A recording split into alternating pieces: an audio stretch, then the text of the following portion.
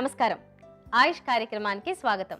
ప్రతి వారంలాగే ఈ వారం కూడా చాలా మంది ప్రేక్షకులు వారికున్న సమస్యలను, సందేహాలను ఉత్తరాల ద్వారా రాసి పంపించడం జరుగుతోంది. అందులో నుండి ఒక సమస్యకు ఈరోజు చక్కటి పరిష్కారంతో పాటుగా ఒక పత్యాహారం లేదా ఔషధాన్ని ఏ విధంగా తయారు చేసుకోవాలో చూద్దాం. వీటితో పాటుగానే అమ్మాయి, అమ్మ, అమ్మమ్మ విభాగంలో భాగంగా ఒక చక్కటి అంశం గురించి తెలియజేయడానికి మనతో పాటు ఉన్నారు ప్రముఖ ఆయుర్వేద యోగా నిపుణులు డాక్టర్ గాయత్రీదేవి గారు. వారిని అడిగి మరిన్ని విషయాలు తెలుసుకుందాం. నమస్కారం డాక్టర్ గారు. నమస్కారం అమ్మా. డాక్టర్ గారు, చాలా మంది ఉత్తరాల ద్వారా వారి సమస్యలను రాసి పంపించారు యథావిధిగా. మరి అందులో నుండి ఒక ఉత్తరాన్ని చదివి వినిపిస్తాను. ఆ సమస్యకు చక్కటి పరిష్కారం తెలియజేస్తారా? తప్పకుండా చదవండి.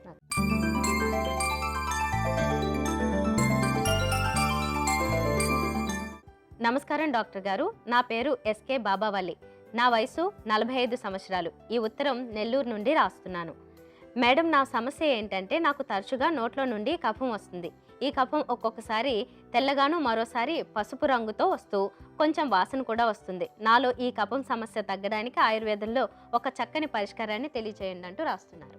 అలాగేనమ్మా. ఏంటంటే కఫం రావడంతో పాటు అందులో రంగు కూడా రాశారు క్లియర్గా, అయినా ఎల్లోగా అవుతుంది, ఒక్కొక్కసారి బ్యాడ్ స్మెల్ కూడా వస్తుంది. అంటే ఇన్ని పాయింట్స్ కూడా కలిసాయంటే ఏంటంటే కొంచెం ఏదైనా ఇన్ఫెక్షన్ ఉందా అన్నది కొంచెం అనుమానంగా ఉంది అందులో. అయితే అసలు కఫం ఎందుకు పెరుగుతుంది అనేది కొంచెం చెప్పుకుని ఆ విషయం గురించి కూడా మనం వివరంగా చెప్పుకుందాం. తప్పకుండా.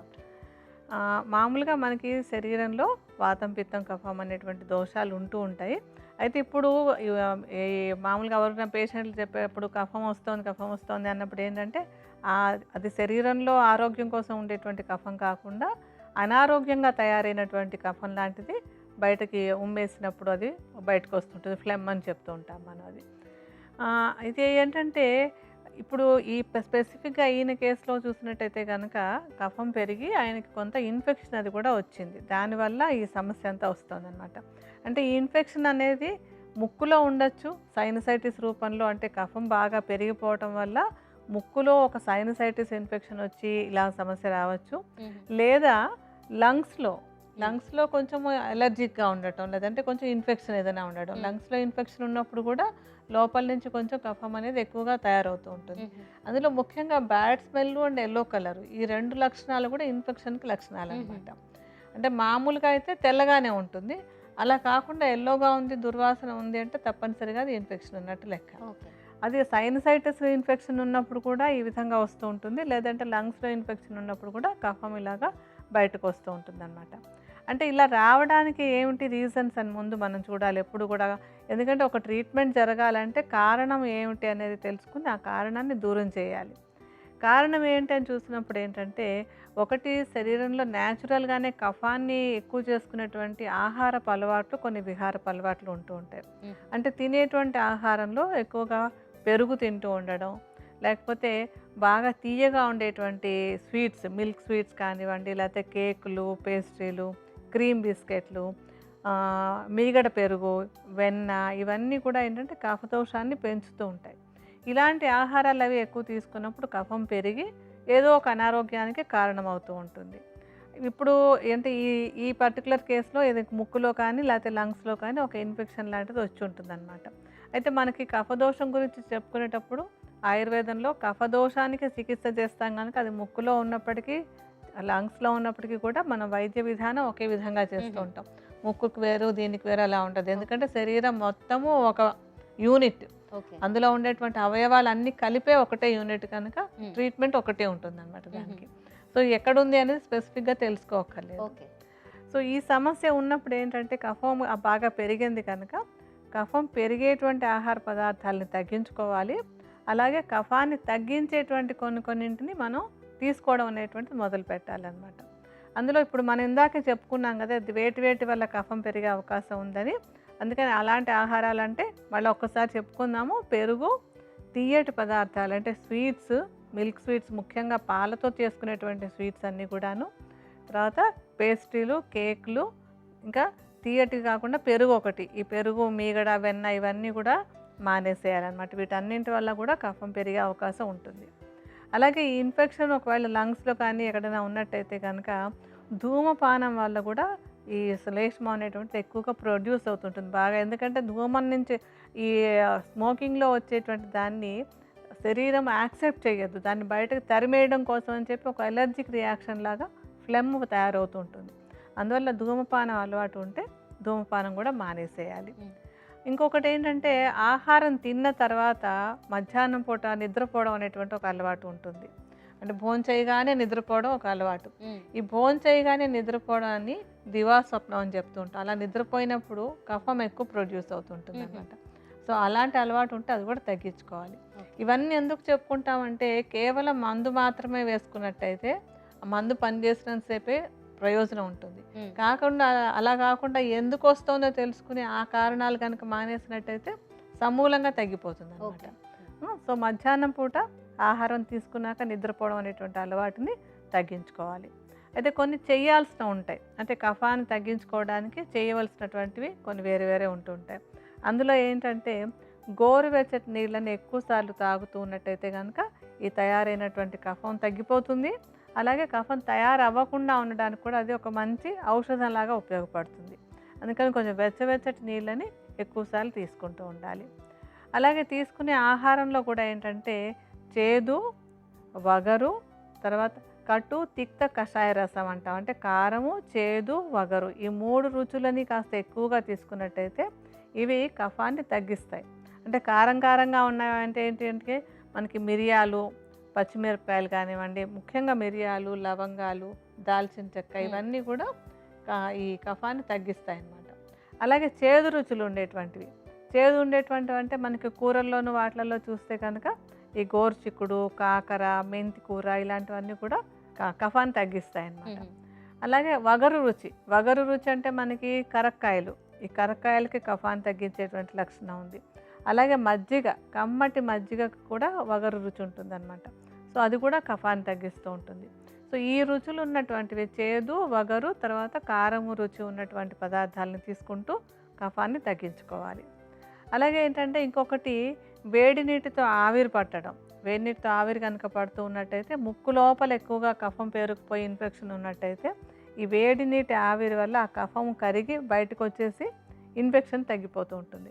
అలాగే లంగ్స్లో ఉన్నా కూడా ఈ వేడి నీళ్ళు తాగుతూ కాస్త వేడి నీళ్ళు ఆవిరి పడుతూ ఉన్నట్టయితే కనుక లంగ్స్లో కూడా ఆ కఫం తగ్గి ఇన్ఫెక్షన్ కూడా తగ్గుతుంది. అంటే ఎప్పుడైనా సరే ఒక చోట ఇన్ఫెక్షన్ ఉందంటే తప్పనిసరిగా అది ఒక కఫం పేరుకుంటూనే ఉంటుంది. దాన్ని తగ్గించుకోవడం చాలా ముఖ్యం అన్నమాట. సో ఈ సూచనలన్నీ కూడా పాటిస్తూ ఉన్నట్టయితే కఫము తగ్గి ఆ ఇన్ఫెక్షన్ కూడా తగ్గడానికి ఇవన్నీ తోడ్పడతాయి. డాక్టర్ గారు, శరీరంలో కఫం తగ్గడానికి ఒక మంచి పత్యాహారం తయారు చేసుకుందామన్నారు కదా, మరి ఎలాగో చెప్తారా? అలాగేనమ్మా, మనం తయారు చేసుకుందాం, అన్ని రెడీగానే ఉన్నాయి. మరి ఏమేం కావాలో ఒక్కసారి చెప్పేయండి. ఓకే.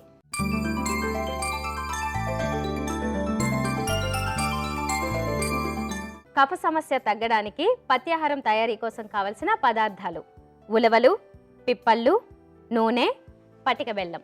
కావలసిన పదార్థాలు చూసాం కదా, ఇక తయారీ విధానం డాక్టర్ గారిని అడిగి తెలుసుకుందాం. డాక్టర్ గారు, మరి తయారీ విధానం చెప్తారా ఇప్పుడు? అలాగేనమ్మా, చాలా తేలిగ్గా ఇంట్లో ఉన్న పదార్థాలతో ఈజీగా చేసుకోవచ్చు. మనం ఎప్పుడు అదే కదా మన కాన్సెప్ట్ కూడా, అందరికీ తేలిగ్గా ఉండాలన్నది. మరి ముందు స్టవ్ వెలిగించుకుని బాండి పెట్టేసుకుందాం. ఇప్పుడు ఏంటంటే మనం ఈ తయారు చేసుకోవడానికి ముందు ఇందులో సుమారుగా ఒక 2 కప్పుల నీళ్లు పోసి మరిగించుకుందాం. ఓకే, మీరు కొలత ప్రకారం వేసుకోండి. మేము కొంచెం అంటే మీకు చూపించడం కోసమే వేస్తున్నాము. ఇందులో మనం ఉలవలను వాడుతున్నట్టుగా చెప్పుకున్నాం కదా ఇందాక. ఈ ఉలవలు ఏంటంటే కఫదోషాన్ని తగ్గించడానికి చాలా చక్కగా ఉపయోగపడతాయి. అంత తేలిగ్గా కూడా దొరుకుతాయి, మనకి మంచి న్యూట్రిషన్ కూడా ఉంటుంది. అంటే ఉలవలతోటి కేవలం కఫం తగ్గడం ఒకటే కాకుండా ఇంకా ఇతర ప్రయోజనాలు కూడా చాలా ఉంటూ ఉంటాయి అన్నమాట. ఎవరికైనా లోపల కిడ్నీలో రాళ్ళ లాంటి సమస్యలు ఉన్నా, వాతపు నొప్పులు లాంటివి ఉన్నా, అలాంటివన్నీ కూడా తగ్గడానికి కూడా ఇది ఉపయోగపడతాయి. అంటే ఒక సమస్య పరిష్కారం కోసం తయారు చేసుకునేది కొత్త సమస్యలు పుట్టించకూడదు, ఇంకా తగ్గిస్తాయి అన్నమాట. అందుకనే మంచి పచ్చాలుగా చెప్పుకుంటూ ఉంటాం మనం. సో ఏంటంటే ఉలవల్ని పొడిలాగా చేసేసుకుని పెట్టి రెడీగా ఉంచుకోవాలి. తర్వాత మనకి పిప్పళ్ళు కూడా కఫాన్ని తగ్గించడానికి చాలా చాలా చక్కగా ఉపయోగపడతాయి. అయితే మనం ఉలవల్ని ఎక్కువగా అంటే పరిమాణంలో ఎక్కువగా తీసుకుంటాం, పిప్పళ్ళని కొంచెం తీసుకుంటాం. ఎందుకంటే ఉలవలు అనేది మనం ఆహారంగా తీసుకునేటువంటి పదార్థం. పిప్పళ్ళేమో ఊరికే ఔషధంలాగా కొంచెంగా తీసుకోవాలి. మామూలుగా ఎప్పుడు మనం చెప్పుకుంటూ ఉంటాం, గుర్తుంది కదా, పిప్పళ్ళని నేతిలో వేయించి పొడి చేసుకోవాలి అని. అయితే ఇందులో ఏంటంటే ఈ సమస్య కోసం మనం వాడేటప్పుడు కొద్దిగా నూనెలో వేసి వేయించుకోవాలన్నమాట. నూనెలో వేసి వేయించుకోవడం అంటే బజ్జీలు వేయించినట్టు కాదు. కొద్దిగా జస్ట్ ఒక చిన్న చెంచాడు నూనె మూకుట్లో వేసి అవి కాస్త ఎర్రగా అయ్యేలాగా, ఎర్రగా అంటే కొంచెం పెళ్ళపెళ్ళలాడేలాగా వేయించుకోవాలన్నమాట. వేయించేసి ఆ తర్వాత చల్లారాక పొడి చేసి పెట్టుంచుకోవాలి. మనకి ఈ లోపు నీళ్ళు మరిగినట్టున్నాయి.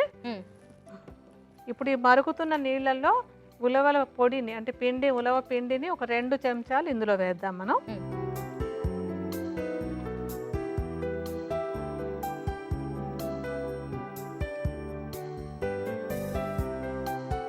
మనకి ఇదేంటంటే నెమ్మదిగా ఉడికి ఒక సూప్ లాగా తయారవుతుంది. మనం తయారు చేయబోయేటువంటిది ఉలవల సూప్ లాంటిది అనమాట. టేస్టీగాను ఉంటుంది, మంచి ప్రయోజనాన్ని కూడా కలిగిస్తుంది ఇది. ఇప్పుడు ఇది బాగా ఉడికిపోయింది కదా. ఇప్పుడు ఇందులో మనం ఇందాక పెట్టుకున్నాం కదా పిప్పల పొడి, ఒక చిన్న చెంచాడు అందులో వేసేయండి. ఓకే.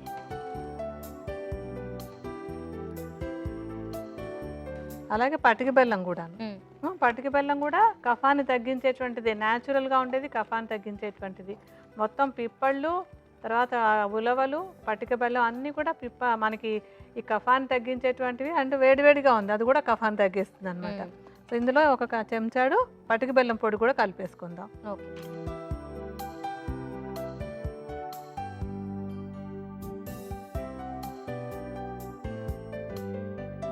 అన్నీ బాగా కలిసిపోయాయి కనుక దీన్ని మనం స్టవ్ ఆపేసి బౌల్లోకి తీసేసుకుందాం. ఓకే.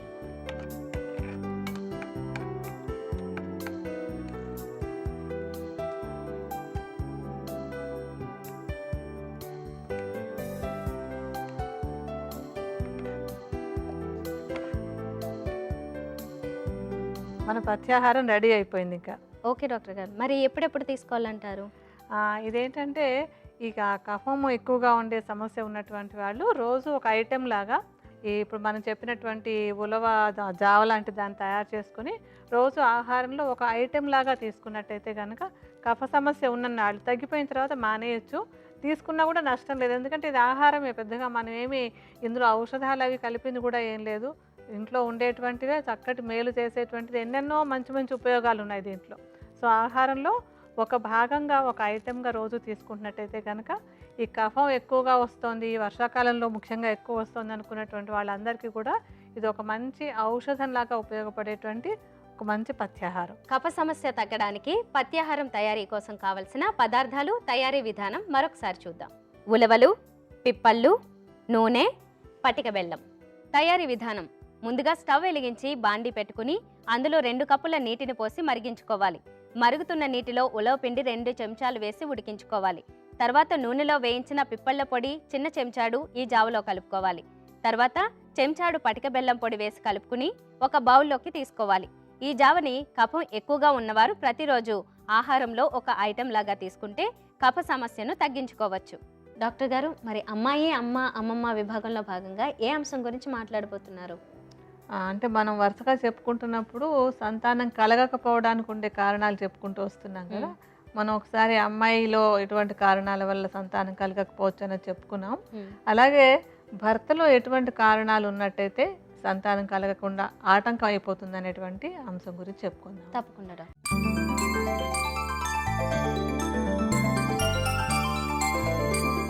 చాలా మందికి ఇప్పటికి కూడా పిల్లలు పుట్టలేదంటే ఆడపిల్లలోనే ఏదో లోపం ఉంది అనుకుంటూ ఉంటారు. ఇంకా మళ్ళా మా అబ్బాయికి ఇంకో పెళ్లి చేస్తాననేటువంటి అత్తగారు కూడా ఉంటూ ఉంటారు. కారణం ఇద్దరిలో, ఎందుకంటే సంతానం కలగడానికైనా కలగకపోవడానికైనా దంపతులు ఇద్దరిలోనూ కారణాలు ఉంటాయి కదా. అందుకని ఆ భర్తలో ఉండేటువంటి కారణాల గురించి చెప్పుకుందాం. అసలు అంటే మన గతంలో కూడా చెప్పుకున్నాము, 1 సంవత్సరం పాటు పిల్లలు కలగడం కోసం ప్రయత్నం చేసినప్పుడు అది కానీ విజయవంతం కాకపోయినట్టయితే, అంటే సంతానం కలగకపోతే మొట్టమొదటి అసలు ఫస్ట్ భర్తలో ఏదైనా ఇబ్బందులు ఉన్నాయా లేదా అన్నది చూసుకోవాలన్నమాట. ఎందుకంటే అమ్మాయికి చేయాలంటే చాలా రకాల టెస్టులన్నీ ఉంటూ ఉంటాయి, కానీ భర్తకి అంటే అబ్బాయికి చేయాలంటే ఒక టెస్ట్ చేస్తారు, అది వీర్య పరీక్ష చేస్తారు అన్నమాట. చాలా తేలికైనటువంటి పరీక్ష. సో ముందు అబ్బాయికి చేయించేసుకుంటే ఏదైనా కారణం ఉందా లేదా రూల్ అవుట్ చేసుకుని, అసలు లేదనుకోండి ప్రాబ్లమే లేదు, అప్పుడు అమ్మాయికి చేయొచ్చు. అలా కాకుండా ఏంటంటే చాలాసార్లు ఏం జరుగుతూ ఉంటుంది, ముందు అమ్మాయిని హాస్పిటల్కి తీసుకెళ్ళిపోయి అన్ని టెస్టులు చేసేస్తూ ఉంటారు. ఇప్పుడు అబ్బాయికి టెస్ట్ చేయకుండా ఉండేటప్పటికి ఇవన్నీ బాగానే ఉన్నాయి, ఎందుకు అయిందో లేదో అర్థం కాకుండా ఉంటూ ఉంటుంది. తర్వాత ఈ టెస్ట్ చేయడం కంటే కూడా మొట్టమొదట హస్బెండ్కి చేయడమే ముఖ్యం అన్నమాట. ఓకే. సో ఆ వీర్య పరీక్ష చేయించుకుందుకు వెళ్ళడానికి ముందు ఒక 4-5 రోజుల పాటు దంపతులు ఇద్దరు దూరంగా ఉండటం ముఖ్యం అన్నమాట. అలా కాకుండా డైరెక్ట్గా టెస్ట్ చేయించేసినట్టయితే రిపోర్ట్స్ తప్పు వచ్చే అవకాశం ఉంటుంది. అందులో ఏంటంటే ఇప్పుడు ఆ రిపోర్ట్ ఏదో తేడా వస్తే ముందు శారీరకంగా కంటే కూడా మానసికంగా చాలా డిస్టర్బ్ అయిపోతూ ఉంటారు. అంటే కణాలలో ఏమైనా తేడా వచ్చేసిందేమో నేను ఒక బెంగ వచ్చేస్తుంటుంది. అందుకని ఈ పాయింట్ తప్పనిసరిగా గుర్తుంచుకొని టెస్ట్కి వెళ్ళడానికి అంటే వీర్య పరీక్షకి వెళ్ళడానికి ముందు ఒక 4-5 రోజుల పాటు దంపతులు దూరంగా ఉండడం ముఖ్యమైనటువంటి అంశం. తర్వాత ఈ వీర్య పరీక్ష రిజల్ట్ వచ్చిన తర్వాత ఏంటంటే అందులో వీర్య కణాలు ఎన్ని ఉన్నాయి అనేటువంటిది మొట్టమొదటి అంశం. ఈ వీర్య కణాలు ఎన్ని ఉండాలి అనేది ఏంటంటే గతంలో ఒక 60 మిలియన్ల కంటే ఎక్కువ ఉండాలి. అంటే 1 మిల్లీలీటరు వీర్యంలో ఒక 60 మిలియన్ల కంటే కూడా ఎక్కువ కణాలు ఉండాలి అని అనుకునేవారు. అయితే కొంతకాలంగా కొన్ని పరీక్షల్లో వాటిలలో అంత అవసరం లేదు, ఒక 20 మిలియన్ల నుంచి కాస్త పైన ఉంటే సరిపోతుంది అనేది చాలా ప్రయోగాల్లో నిర్ధారించారు. కనుక కౌంట్ అనేటువంటిది 20 మిలియన్ల కంటే కాస్త ఎక్కువ ఉండాలి. ఓకే. తర్వాత ఒకటి కణాల కౌంట్. ఒకటి కౌంట్ కాకుండా ఇంకొకటి ఏంటంటే ఈ వీర్య కణాలన్నీ కూడా బాగా కదలికలతో ఉండాలి. కదలికలతో ఉంటేనే అవి విజయవంతంగా గర్భధారణకి సహకరిస్తాయి అన్నమాట. సో కదలికలతో అంటే మొత్తం ఉన్న కణాలన్నీ కూడా కదలికలతో ఉండవు. అయితే కనీసం ఒక 50% కణాలు, మొత్తం కణాలలో ఒక 50% కణాల కదలికలు చక్కగా వేగంగా ఉండాలి. ఎందుకంటే కొన్ని స్లోగా కదులుతూ ఉంటాయి కణాలు, కొన్ని కణాలు వేగంగా వెళ్తూ ఉంటాయి అన్నమాట. అంటే ఈ కణం చాలా సూక్ష్మమైన సైజులో పరిమాణంలో ఉంటూ ఉంటుంది. సో ఈ కణం వేగంగా ప్రయాణం చేస్తేనే అది అండకణం దాకా వెళ్ళి సంయోగం చెందేందుకు అవకాశం ఉంటుంది. సో వేగంగా ప్రయాణం చేసేటువంటి కణాల శాతం కనీసం ఒక 50% ఉన్నట్టయితే తప్పనిసరిగా ప్రెగ్నెన్సీ విజయవంతం అవుతుంది. అలాగే వేగం ఒకటే కాకుండా ఇంకొకటి ఏంటంటే నార్మల్ ఫామ్స్ అంటాం. అంటే ఆకారంలోనూ పరిమాణంలోనూ అంతా కూడా నార్మల్గా చక్కగా ఉండటం అనేటువంటి. ఈ నార్మల్ ఫామ్స్ కూడా కనీసం ఒక 50% కణాలు, అన్ని కణాలు కాకపోయినా ఒక 50% కణాలు నార్మల్ ఫామ్లో ఉండి మిగతావి అబ్నార్మల్ ఫామ్లో ఉన్నట్టయితే కూడా గర్భధారణకి ఆటంకం ఉండదు. కానీ ఏమవుతుందంటే చాలా కేసుల్లో ఈ కౌంట్లో ప్రాబ్లం ఉండొచ్చు. కౌంట్ బాగున్నా సరే ఈ కణాల వేగం, మూమెంట్ అంటాం, అది అవి బాగా కదలికలు సరిగా లేకపోవడం, లేకపోతే ఆ కణాలకి అబ్నార్మల్ ఫామ్స్ ఆకారంలోనూ రూపంలోనూ అంతా కూడా మంచిగా ఉన్నవి తక్కువైపోయి సరిగా లేనివి ఎక్కువ ఉంటూ ఉంటాయి. సో అలా ఎక్కువ కణాలు రూపం సరిగా లేకపోయినట్టయితే కనుక గర్భధారణ జరగదన్నమాట. సో ఇవన్నీ కూడా ముఖ్యమైనటువంటి అంశాలు. సో 20 మిలియన్ల కణాల కంటే కూడా తక్కువ నంబర్ ఆఫ్ కణాలు ఉన్నట్టయితే పురుషుల్లో కారణాల వల్ల గర్భధారణ జరగదు.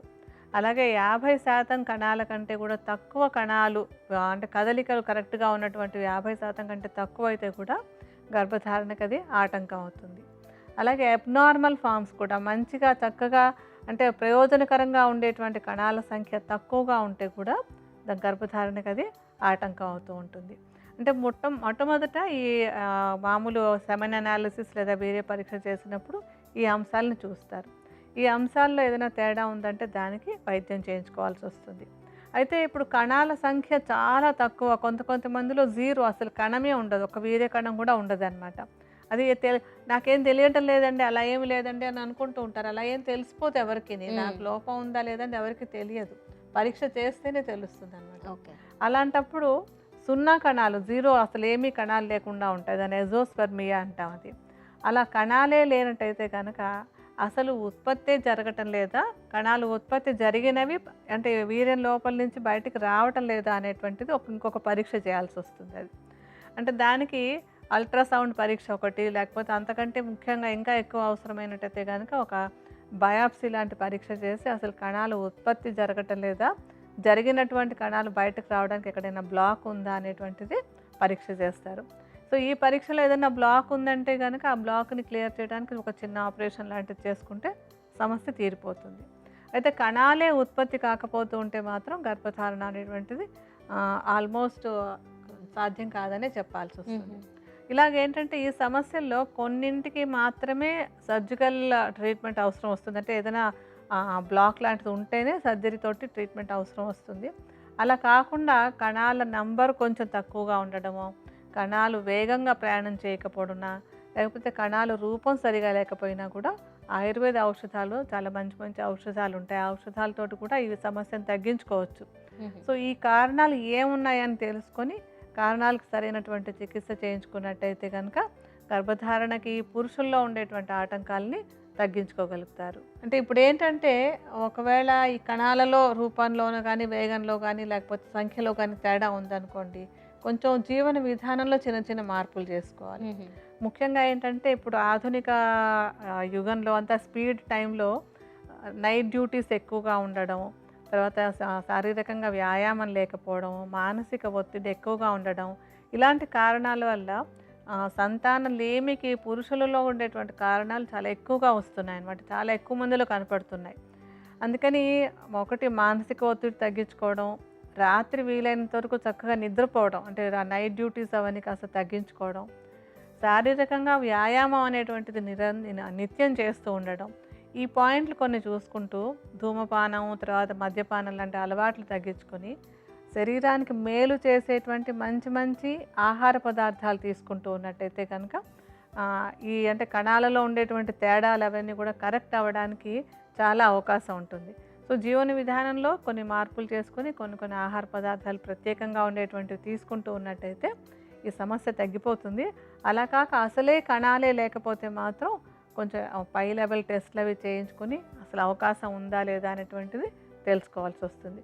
మొత్తం మీద ఏంటంటే అరుదుగా ఉండేటువంటి అంటే జీరో కణాలు అనేటువంటి పరిస్థితిని వదిలేస్తే మిగతా కండిషన్స్లో కౌంట్ కాస్త తక్కువ ఉన్నా కానీ, లేకపోతే కదలికలు సరిగా లేకపోయినా కానీ, ఈ అంటే కణాల రూపం సరిగా లేకపోయినా కానీ, వాటన్నిటికీ కూడా మంచి ఆయుర్వేద ఔషధాలు వాడుకుంటూ జీవన విధానంలో కొన్ని మార్పులు, ఆహారంలో కొన్ని మార్పులు చేసుకుంటే ఈ సమస్యని పరిష్కారం చేసుకోవచ్చు. థ్యాంక్ యూ డాక్టర్ గారు. కఫ సమస్యలు ఎలా ఉంటాయి, వాటికి పరిష్కారం తెలియచేయడంతో పాటుగానే గర్భధారణ అవ్వకపోవడం ఆడవారిలో ఎలాగా అనేది తెలుసుకున్నాం గత ఎపిసోడ్లో. ఇప్పుడు మగవారిలో ఎలాంటి సమస్యలు ఉంటాయి, అసలు చిన్న చిన్న చిట్కాలు ఏమైనా పాటించగలిగితే ఏం చేయొచ్చు అనేది కూడా చాలా స్పష్టంగా తెలియజేశారు. ధన్యవాదాలు. నమస్కారం. మీ ఆరోగ్య సమస్యలను, సందేహాలను మాకు పంపించవలసిన మా వాట్సాప్ నెంబర్ అలాగే email ID 9100773928. Email ID ayush@etv.co.in. అలాగే మీ సమస్యలను మాకు ఉత్తరాల ద్వారా కూడా రాసి పంపించవచ్చు. మా చిరునామా Aayush ETV live, Ramoji film city, Hyderabad 501512. ఇది ఇవాల్టి ఆయుష్ కార్యక్రమం. మరో చక్కటి అంశంతో మళ్ళీ కలుద్దాం. అంతవరకు సెలవు. నమస్కారం.